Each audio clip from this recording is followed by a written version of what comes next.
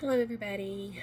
This is Tabitha Hughes, and I am going to be defending my thesis with you in this particular recording. So, let me preface the rest of the discussion by saying transparently that with this project, I bit off a little more than I could chew, so to speak. Because of the time limit of the course. What I initially wanted to research was really more suited to a regional dissertation. So I just wanted to preface the rest of the discussion by saying that time was definitely an issue for me. So having said that, the initial research question that I wanted to address in this class was centered around the development of an area close to my home, a regional area called the Central Savannah River Area, CSRA. I'm located basically between Aiken, South Carolina. For those of you who are horse people or familiar with a steeplechase and so forth, that's Aiken. And then I'm in between Augusta, Georgia, home of the Augusta National or the Masters tournament. So my question involved three really key central area or central towns, cities in South Carolina that came together economically because of the investments of some pretty savvy businessmen, but they were from different historical time periods. And so the question was, how did the economic investments of these savvy businessmen from different historical time periods result in the coming together of a region to become the Central Savannah River Area, or the CSRA? And then as a result of that, how did this coming together of the CSRA kind of influence the United States government's Department of Defense to choose Aiken, South Carolina as the location of one of their nuclear plants during the Cold War, the Savannah River site? So that was the gist, the big question that I was going to attempt to research during this class. The significance of this research question is kind of because it's backwards. Most people think of the government coming into an area, and then because they come in, then the economy grows and people move to the area, business and industry grows, and so forth. But my premise kind of was operating from the opposite spectrum. I wanted to see how the coming together of the towns of Aiken, Graniteville, and North Augusta, South Carolina, helped to pull this region together into the CSRA, and then that's what attracted the United States government to the area. We're also very close to Edgefield, and when you look at the CSRA, it's actually made up of several counties, 13 in Georgia and 7 in South Carolina. And one of those other important towns will be Edgefield, South Carolina. If you're familiar with Strom Thurmond, and most of us are, because he was in the Senate, quite well, in Congress, House and Senate, quite a number of years. So he's from Edgefield. But I was focused mainly on Aiken, Graniteville, and North Augusta.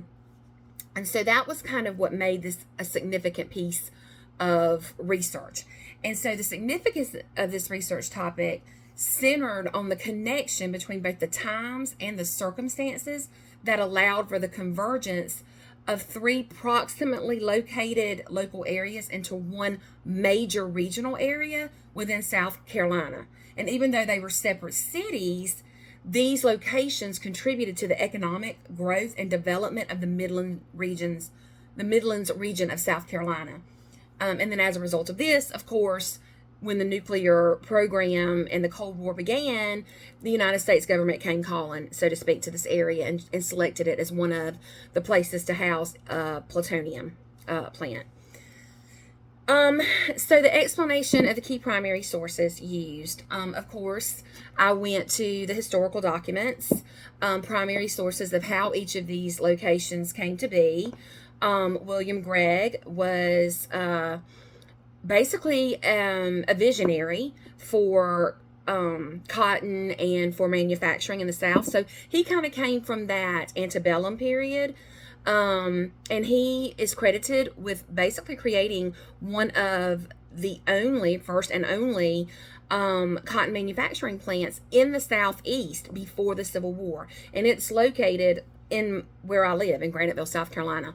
And so you can see all the historical buildings. He created a mill town, and really was a visionary ahead of his time, and encouraged and felt like the Southeast should invest in manufacturing of cotton, not just growing it. Incidentally, he was also opposed to slavery, so he felt that there could be a like free labor white workforce that could then be used in the manufacturing industry. So he was one person, and then I looked, of course, at how Aiken came to be, and then how Thomas Hitchcock Sr., who was during the Gilded Age, how the Gilded Age investments of Thomas Hitchcock Sr. and Whitney came to be and made Aiken, South Carolina, the winter colony. And so it was kind of the vacation spot of a lot of the rich and famous from New York, Rockefellers, Astors. They all came, down to Aiken. And then North Augusta kind of came about from some smaller colonial towns and antebellum towns, Hamburg and Campbellton and Red Cliff Plantation and Beach Island, and eventually it all became North Augusta, South Carolina, which is basically on the banks of the Savannah River, which was home to Augusta, Georgia, and trade and so forth. So that was kind of the methodology I used, was looking at the historical piece and how these towns came into be and how the investments helped to grow these towns. Summation of my research findings. I'll be honest, because I tackled such a large topic, I was only able to get through half of what I wanted to achieve.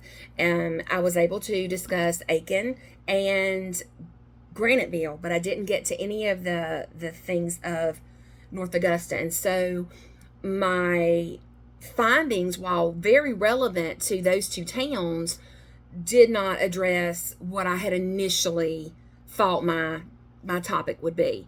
However, in what I did research, I did find that both Graniteville and Aiken attracted business, new industry, new immigrants, so to speak, to the area, new settlers that moved, which brought diversity to this area. This is definitely a topic that I could further explore if I chose to go into a dissertation. It is a worthy topic, especially for a regional discussion or a regional history of this area. Thank you, and I wish all of you the best in the rest of your research. Bye-bye.